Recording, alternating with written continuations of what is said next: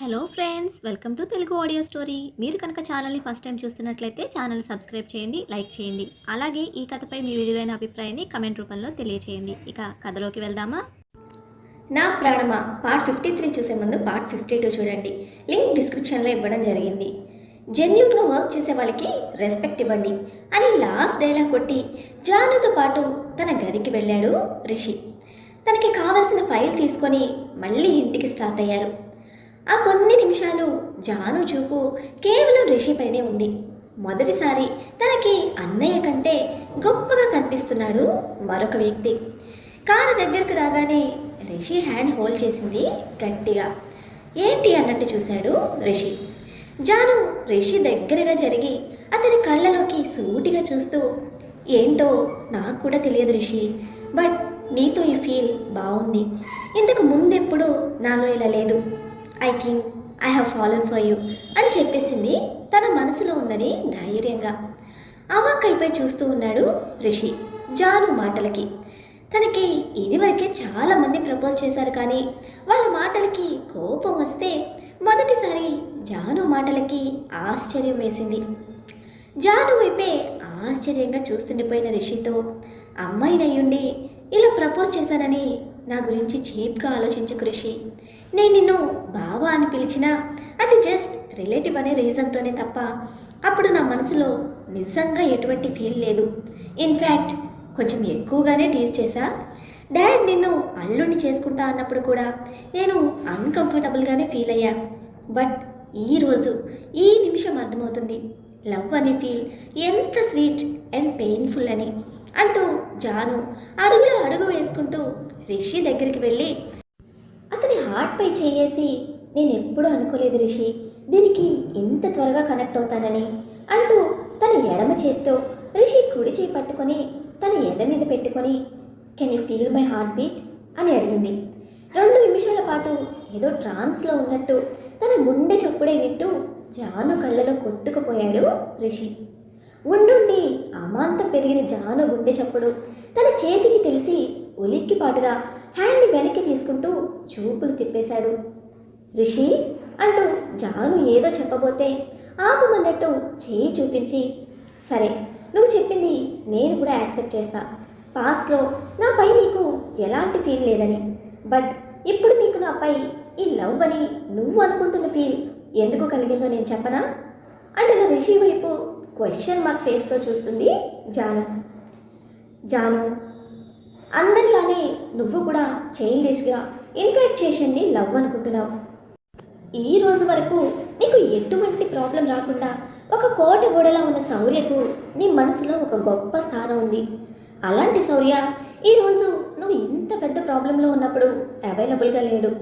చేయని తప్పుకు ఒక అమ్మాయి లైఫ్ స్పాయిల్ కాకూడదు అనే ఇంటెన్షన్తో నేను స్టేషన్లో కొంచెం గట్టిగా ఫైట్ చేసేసరికి నాపై కలిగిన హీరో వర్షిప్నే నువ్వు ప్రేమ అని మిస్అండర్స్టాండ్ చేసుకుంటున్నావు. ప్రేమ అంటే ఒకరినొకరు అర్థం చేసుకోవడం, ఒకరి వ్యక్తిత్వాన్ని ఒకరు రెస్పెక్ట్ చేయడం, ఒకరినొకరు ట్రస్ట్ చేయడం అని చెప్తున్న రిషిని ఆపి, yes you are exactly right Rishi, నువ్వు అన్నట్టు నా అన్న నా దృష్టిలో గొప్పవాడు. ఎందుకంటే తను నన్ను అంత నమ్ముతాడు, ప్రేమిస్తాడు, టేక్ కేర్ చేస్తాడు. నాకు నీపై ఉన్నది ఇన్ఫాక్చుయేషన్ అయితే అది నేను కాలేజ్లో జాయిన్ అయిన రోజునే కలిగేది. Because you are the most handsome doctor and professor. నీకు అమ్మాయిలో ఎంత ఫాలోయింగ్ ఉందో నీకు కూడా ఐడియా లేదు. And you are a germ of character. ఇవి చాలు ఏ అమ్మాయి అయినా నీకు పడిపోవడానికి. కానీ నేను కూడా అందరి అమ్మాయిలానే నన్ను అర్థం చేసుకునేవాడు, ఎలాంటి సిచ్యుయేషన్లో అయినా నాకు తోడుగా ఉండి నన్ను ప్రొటెక్ట్ చేసేవాడు అయి ఉండాలి అనుకున్నా. And you are the one Rishi. అందరూ ఆ పేషెంట్ చావుకి నేనే కారణమని నమ్మారు, నాకు ఎగెనెస్ట్గా స్టేట్మెంట్ ఇచ్చారు.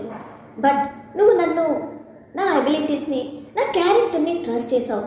కనుకే ఏదో జరిగిందని నమ్మడమే కాకుండా అదేంటో తెలుసుకొని నా కోసం నిలబడి అంత కష్టపడి ఎవిడెన్స్ కలెక్ట్ చేసి నా లైఫ్ని సేవ్ చేసావు. నువ్వు కూడా రియలైజ్ అవ్వాల్సిన విషయం ఒకటి ఉంది Rishi, you care for me, you love మీ. లేకుంటే నేను ఈ సిచ్యువేషన్లో ఉన్నానని జస్ట్ శౌర్యకి ఇన్ఫార్మ్ చేస్తుంటే విత్ ఇన్ అవర్స్లో అన్నయ్య ఈ ప్రాబ్లమ్ని సాల్వ్ చేసేవాడు. బట్ నా సిచ్యువేషన్ తెలిసిన వెంటనే శౌర్య కూడా నీకు గుర్తు రానంతగా నా కోసం వరి అయి నన్ను సేవ్ చేయాలని నిజాన్ని ఫైండ్ అవుట్ చేశావు, ఎందుకో దీన్ని అడుగు అంటూ రిషి హార్ట్పై తన ఇండెక్స్ ఫింగర్తో చూపించి రిషితో లిప్ లాక్ చేసింది. విచిత్రంగా కోపానికి బదులుగా జాను పెదవుల స్పర్శ తన మనసులో సునామీ పుట్టిస్తోంది. కాసేపటికి రిషి పెదవులు వదిలిన జాను, నాపై ఏ ఫీలింగ్ లేనప్పుడు నిషా ప్రెజెన్స్కి ఇరిటేట్ అయ్యే నువ్వు నా కిస్ని ఎందుకు ఫీల్ అవుతున్నావు అని సూటిగా అడిగిన జాను ప్రశ్నకు తన మనసు నిజమే అని చెప్తున్నా దాన్ని గొంతు దాటి బయటకు రానివ్వలేదు. ఇప్పుడు ఇదంతా మాట్లాడే టైప్ కాదు, నిన్ను ఇంటి దగ్గర డ్రాప్ చేస్తా పద అని చెప్పి జాను సైడ్ కూర్చునే దగ్గర కార్ డోర్ ఓపెన్ చేశాడు. రిషి ముఖంలో ఎలాంటి ఎక్స్ప్రెషన్ కనిపించనివ్వకుండా చాలా న్యూట్రల్గా ఉన్నాడు. కొంచెమైనా అర్థమవరా మగడా అని అనుకుంటూ తను కూర్చోగానే డోర్ క్లోజ్ చేసి తను డ్రైవింగ్ సీట్లో కూర్చొని డ్రైవింగ్ స్టార్ట్ చేశాడు. జాను మాత్రం రిషి సమాధానం కోసం ఎదురు చూస్తూనే ఉంది. చూస్తుండగానే తన ఇంటి దగ్గర కార్ ఆపాడు. జాను కదలకపోయేసరికి తన వైపు చూడకుండానే హార్న్ గట్టిగా కొట్టేసరికి ఉలిక్కిపడి చూసి అప్పుడే ఇల్లు వచ్చేసిందా అని అడిగింది. ఇల్లు రాలేదు, మనమే వచ్చాం, లోపలికి వెళ్ళు అన్నాడు. వెటకారానికి ఏం తక్కువ లేదు అని గొడిగి నా ప్రపోజల్ గురించి ఏం ఆలోచించావు అని అడిగింది. రిషి ఇచ్చిన షార్ప్ లుక్కి జాను నువ్వు ఇంకా ఆలోచించలేదని అర్థమైంది. ఈ రోజంతా ఆలోచించి రేపు ఓకే చెప్పు బాయ్ అని చెప్పి వెళ్తూ ఆగి వెనక్కి తిరిగి రిషి చెంప మీద చటుక్కున ముద్దు పెట్టి వెళ్ళిపోయింది. ముందు షాక్ అయినా తర్వాత తేరుకొని పెదవులపై చేరిన చిన్న స్మైల్తో చెంపపై చేసుకొని నిమురుకుంటూ ఇంటికి స్టార్ట్ అయ్యాడు రిషి. రేపు తనకు ప్రెజెంటేషన్ ఉంది, కానీ దానిపైన అస్సలు దృష్టి పెట్టలేకపోతున్నాడు. అవి పక్కన పెట్టేసి జాను మాటలు తన ముద్దు గుర్తు చేసుకుంటూ బాగా డిస్టర్బ్ అయ్యి క్రేజీ గర్ల్ ఎంత పని చేసావు అని తిట్టుకుంటూ నిద్రలోకి జారుకున్నాడు.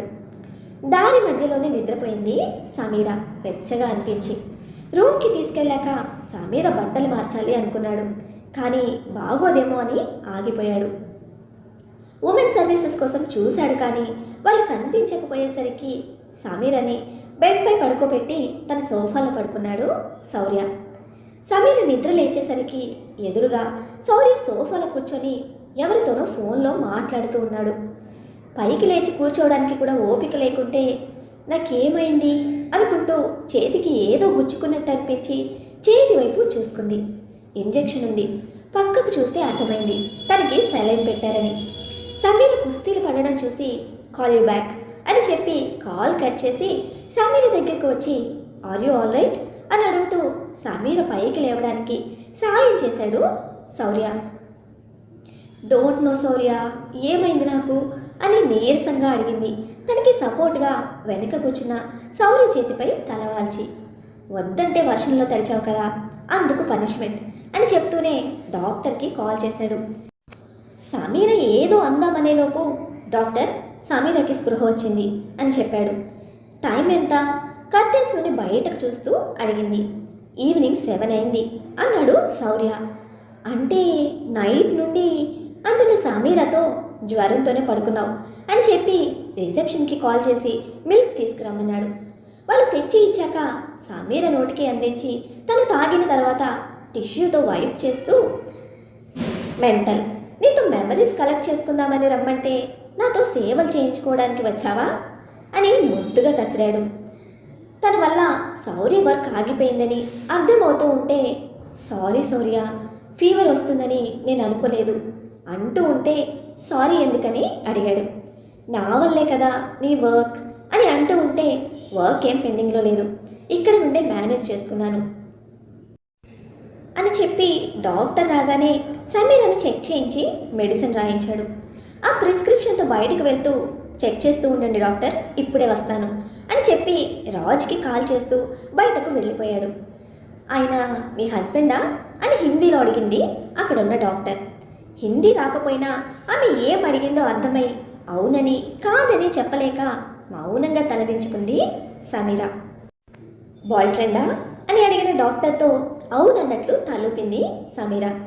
He's very nice person. Night 2 o'clockకి కాల్ చేసి మేనేజ్మెంట్ని కంగారు పెట్టేశారు మీ హెల్త్ బాగాలేదని.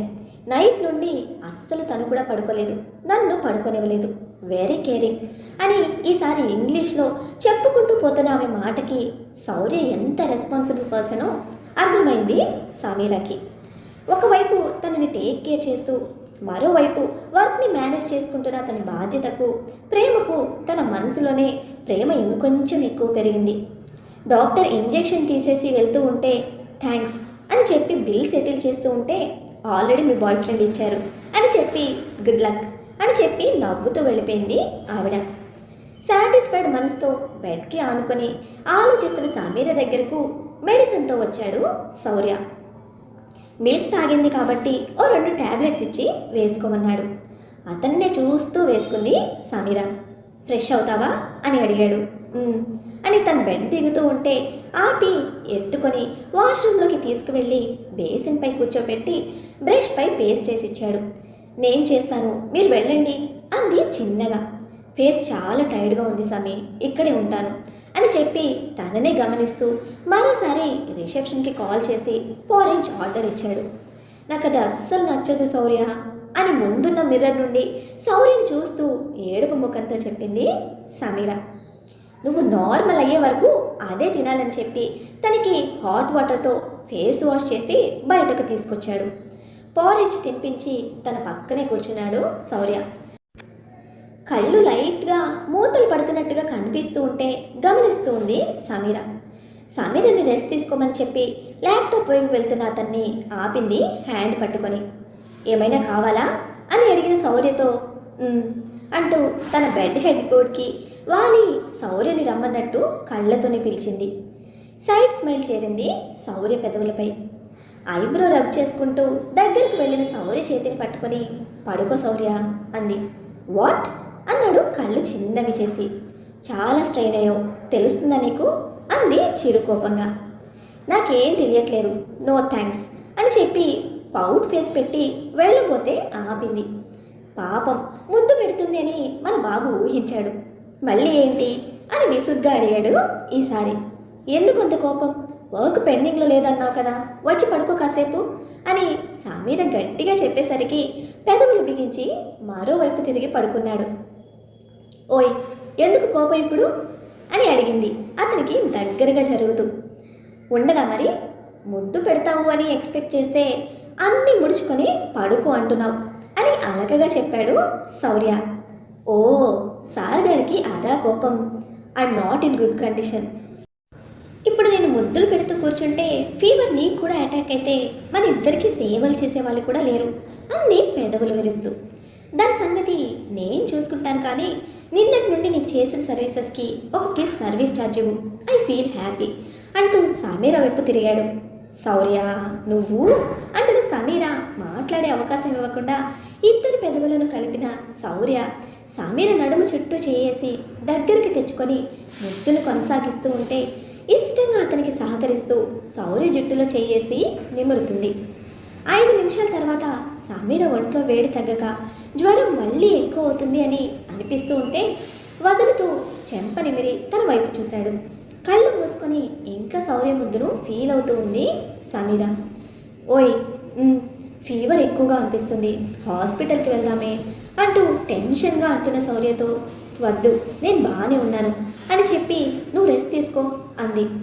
శౌర్యకి నిజంగానే నైట్ నుండి రెస్ట్ లేకపోవడం వల్ల పడుకుందామని ఫిక్స్ అయ్యి సమీర పక్కన కాకుండా సమీర ఎదపై తల పెట్టుకొని నడుము చుట్టూ చేయేసి పడుకుంటే షాక్లో బిగుసుకుపోయింది సమీర. శౌర్య ఇది కరెక్ట్ కాదు అంది నెమ్మదిగా అతి కష్టం మీద మాట్లాడుతూ. ఏది కళ్ళు తెరవకుండానే అడుగుతూ టాప్ లోపల నుండి ఫింగర్స్తో నడుము మీటుతూ ఉంటే సమీర గొంతు తడారిపోయింది. ఆగు ప్లీజ్ అంటూ టాప్ పై నుండి శౌర్య చేతిని గట్టిగా పట్టుకుంది సమీర. ఏం ఆపాలి సమీ, నేను ఇంకా ఏం స్టార్ట్ చేయలేదు కదా అని అమాయకంగా అడుగుతున్న శౌర్య చేతులు తడవడం నుండి గిల్లడం మొదలుపెట్టాక దిగ్గున లేచి కూర్చుంది సమీర. శౌర్య బెడ్పై వెళ్ళకిలా పడుకొని తల కింద చేతులు పెట్టుకుంటూ ఏంటి అన్నట్టు ఐబ్రో అప్ చేయగానే పెదాలు బిగించి చూస్తూ గేమ్స్ ఆడకుండా పడుకో అంది మాట రాకపోయినా గట్టిగా అరవడానికి ట్రై చేస్తూ. శౌర్య నవ్వి సమీర హ్యాండ్ పట్టుకొని పైకి లాక్కొని ఇలా పడుకో, నేను త్వరగా నిద్రపోతాను అంటూ సమీరను గట్టిగా హత్తుకొని పడుకున్నాడు. అతని ఎదచప్పుడు వింటూ మళ్ళీ నిద్రపోయేది కాస్త ఆగి శౌర్యని పిలిచింది. అని కళ్ళు మూసుకుని అంటున్న శౌర్యతో, నువ్వేం తినలేదు అంది. ఆకలిగలేదు, ఇంక పిలవకు అని చెప్పి సమీర వీపుపై నెమ్మదిగా జో కొడుతూ ఉంటే నిద్రలోకి జారుకుంది సమీర. కాసేపటి తర్వాత తనని పిల్లో పైకి అడ్జస్ట్ చేసి నుదుటిన ముద్దు పెట్టి తన ముఖం వైపు చూస్తూ, ఏం మాయ చేస్తావే అసలు, ఇంత తక్కువ టైంలో నాకు ఇంత దగ్గరగా వచ్చేస్తావంటే నువ్వు మాయలేడివి అని అంటూ సమీర మెడ వంపులో ముఖం దాచుకొని పడుకున్నాడు. అతను మరో చేత్తో నడుమును చుట్టేసి. ఇక్కడ సమీర శౌర్యల హ్యాపీ మూమెంట్స్ ఇలా సాగిపోతూ ఉంటే సమీర ఇంట్లో ధర్మేంద్ర హాల్లో కూర్చొని చేతిలో పేపర్ పట్టుకొని కాఫీ తాగుతూ రిషి కోసం వెయిట్ చేస్తూ ఉన్నారు. కాలేజీకి టైం అవడంతో రెడీ అయి కిందకు వచ్చిన రిషి, మా బ్రేక్ఫాస్ట్ త్వరగా తీసుకునిరా, ఈరోజు నాకు సెమినార్ ఉంది అంటుండగానే పద్మగారు రిషికి బ్రేక్ఫాస్ట్ సర్వ్ చేసి అది కంప్లీట్ చేసిన రిషికి కాఫీ తేవడం కోసం కిచెన్లోకి వెళ్ళారు. ధర్మేంద్ర వచ్చి రిషి పక్కన చైర్లో కూర్చుంటూ, నీతో కొంచెం మాట్లాడాలి రిషి అనడంతో, ఏం మాట్లాడాలి బాబాయ్ అంటూ అనుమానంగా అడుగుతున్న రిషితో, సమీర పెళ్లి గురించి అంటున్న ధర్మేంద్ర మాటకు షాక్ అయ్యాడు రిషి. తన స్టడీస్ ఇంకా కంప్లీట్ కాలేదు, అప్పుడే మ్యారేజ్ గురించి ఎందుకు ఆలోచిస్తున్నారు అంటున్న రిషితో, ఇది ఎప్పటి నుండో అనుకుంటున్న మ్యాచ్నే కదా, అయినా వన్స్ ఫిక్స్ అయితే తను ఎప్పుడు కావాలంటే అప్పుడే చేసుకుంటుంది అంటూ రిషిని లాక్ చేశారు. మన లక్ష్మణ్ గురించి నీ ఒపీనియన్ ఏంటి అని అడుగుతున్న ధర్మేంద్రతో, సమీ మ్యారేజ్ విషయంలో కావాల్సింది తన ఒపీనియన్ కానీ నాది కాదు అంటూ ముక్తసరిగా సమాధానం ఇచ్చాడు రిషి. అదే తెలుసుకోమని చెప్తున్నా అన్నారు ధర్మేంద్ర. ఏం చేయాలో అర్థం కాని రిషి ఇప్పుడు శౌర్య గురించి చెప్పడం కరెక్ట్ కాదు అని తను వచ్చాక మీరే కనుక్కోండి బాబాయ్ అన్నాడు. నాతో కన్నా సమీ నీతోనే ఎక్కువ ఫ్రీగా మూవ్ అవుతుంది అండ్ ఐ బిలీవ్ నీ సజెషన్ని సమీ ఎప్పుడూ నెగ్లెక్ట్ చేయదు అంటున్న ధర్మేంద్రతో, చూద్దాలే బాబాయ్ అంటూ ప్రస్తుతానికి ఆ టాపిక్ని కట్ చేసి కాలేజ్కి లేట్ అవుతుంది అంటూ అక్కడి నుండి వెళ్ళిపోయాడు. తర్వాత రోజు జాను ఎప్పటిలా కాలేజ్కి వచ్చినా నిన్న తను పెట్టిన ప్రపోజల్కి రిషి ఆన్సర్ ఏమై ఉంటుందా అని ఆలోచిస్తూనే ఉంది. రిషి లేట్గా వచ్చినా కూడా జానుని తప్పించుకొని తిరగడం తను 2 సందర్భాల్లో గమనించి విషయం అర్థం చేసుకుంది జాను. ఆఫ్టర్నూన్ 1 వరకు చూసింది అతన్ని కలవాలని, కానీ అవ్వలేదు. నిషా లేక మరో జూనియర్ సర్జన్ని అలర్ట్ చేసే వరకు రిషినే మిగిలిన అందరికీ కూడా గైడ్ చేయమని చెప్పారు డీన్. సో జాను రెస్పాన్సిబిలిటీ కూడా రిషిదే అయ్యింది. లంచ్ అయ్యాక నేరుగా రిషి క్యాబిన్కి వెళ్ళింది జాను. ప్రెజెంటేషన్ ప్రిపేర్ చేసే పనిలో పడ్డాడు. పాపం జాను వల్ల నైట్ చేయలేకపోయాడు కదా. డోర్ ఓపెన్ చేసి వచ్చిన తన వైపు చూస్తూ ఏంటి అన్నట్టు చూడగానే, ఆలోచించావా అని అడిగింది. ఉప్స్, పనిలో ఉన్నాను, డిస్టర్బ్ చేయకు అన్నాడు విసుగు నటిస్తూ. ఆ పని ఎప్పుడైనా చేసుకోవచ్చు, ముందు నా సంగతి చూడు అంటూ రిషి ముందున్న బుక్స్ క్లోజ్ చేసి అతను ముందున్న చైర్లో కూర్చుంది Janu. This is not the correct place to talk, evening మాట్లాడుకుందాం, ముందైతే బయటకు వెళ్ళు, ప్రెజెంటేషన్ ఇవ్వాలి మీకే అన్నాడు. నాకు అదంతా ఇంపార్టెంట్ కాదులే, ముందు చెప్పు. చెప్తే వినాలి జాను, వినేలా చెప్పాలి కూడా. ఏయ్ అరవకు రిషి, ఈవినింగ్ వరకు చూస్తాను, నీ నుంచి సమాధానం రాకపోతే ఏం చేస్తావు? ఇంకా ఏమనుకోలేదు, బయట నా ఫ్రెండ్ వెయిటింగ్ అని చెప్పి వెళ్ళిపోయింది పరుగున. క్రేజీ గర్ల్ అని అనుకుంటూ తన పనిలో తను ఇన్వాల్వ్ అయ్యాడు రిషి. మరి రిషి మనసులో ఏముంది? జాను ప్రపోజల్కి రిషి ఆన్సర్ ఎస్ అనా లేక నో అనా? సమీర శౌర్యల లవ్కి లక్ష్మణ్ రూపంలో ప్రాబ్లం స్టార్ట్ కానున్నాయా? సమీర లవ్ గురించి ధర్మేంద్ర తెలుసుకుంటాడా? తెలుసుకోవాలంటే నెక్స్ట్ ఎపిసోడ్ని ఫాలో చేయండి. అలానే ఎపిసోడ్ని లైక్ చేయడం మాత్రం మర్చిపోకండి. Bye friends.